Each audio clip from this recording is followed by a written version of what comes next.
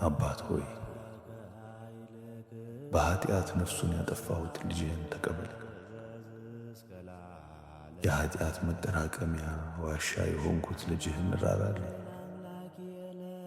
ኀፍረተ ቢስ ክፉ ተሳዳቢ የነውርን ሥራ የሚወድ ነፍሱንና ሥጋውንም በኃጢአት ያሳደፍኩትን ልጅህን ተቀበለኝ።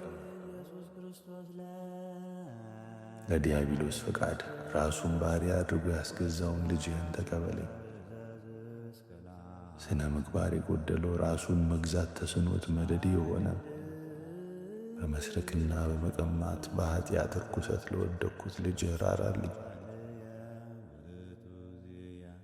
የይቅርታ ፏፏቴ የርኅራኄ ባለጠጋ የሆንክ ጌታ ሆይ ፊትህን ከኔ አትመልስ።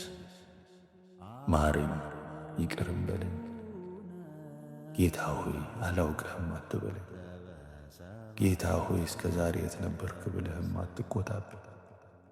በኃጢአት የቆሸሹ በበደል እንደ ጢስ የጠቆሩ ሕግህን በመተላለፍ የበሰበሱ ፍቅርህን በመርሳት የተዋረዱ በርኩሰት የሸተቱ በዲያብሎስ ምክር የጠፋው ሰዎች በሚሰሩት አስነዋሪ ሥራም ዋነኛ የሆኑ የማልጠቅም ትቢያና ጉድፍ ልጅህን አትናቀኝ። ከፊትህም አፍሬ አልመለስ።